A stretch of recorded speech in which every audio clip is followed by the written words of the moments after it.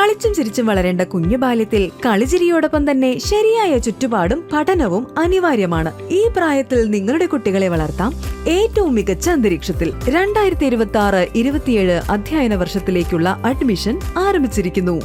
വടക്കാഞ്ചേരി അമ്പലപ്പുറത്ത് കോൺഗ്രസ് സ്ഥാനാർത്ഥിയുടെ വീട് ആക്രമിച്ച സംഭവത്തിൽ കോൺഗ്രസിന്റെ നേതൃത്വത്തിൽ പന്തം കൊളുത്തി പ്രതിഷേധം നടത്തി. വടക്കാഞ്ചേരി നഗരസഭയിലേക്ക് UDF സ്ഥാനാർത്ഥിയായി മത്സരിച്ച TN ലളിത ടീച്ചറുടെ വീടിന് നേരെ CPM ഗുണ്ടകൾ നടത്തിയ അതിക്രമത്തിൽ പ്രതിഷേധിച്ചാണ് കോൺഗ്രസിന്റെ നേതൃത്വത്തിൽ അമ്പലപ്പുറത്ത് പന്തം കൊളുത്തി പ്രകടനം നടത്തിയത്.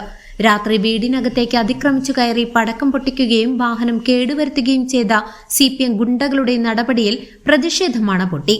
ഒറ്റയ്ക്ക് താമസിക്കുന്ന വിധവയായ സ്ത്രീയാണെന്ന് പോലും പരിഗണിക്കാതെ അക്രമം നടത്തിയവർക്കെതിരെ കേസെടുത്ത് ഉടൻ അറസ്റ്റ് ചെയ്യണമെന്ന് DCC secretary K. Ajith Kumar ആവശ്യപ്പെട്ടു.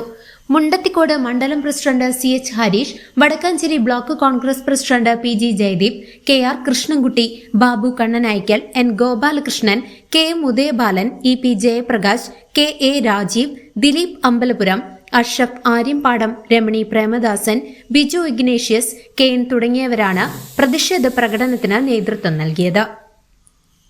News desk CCV.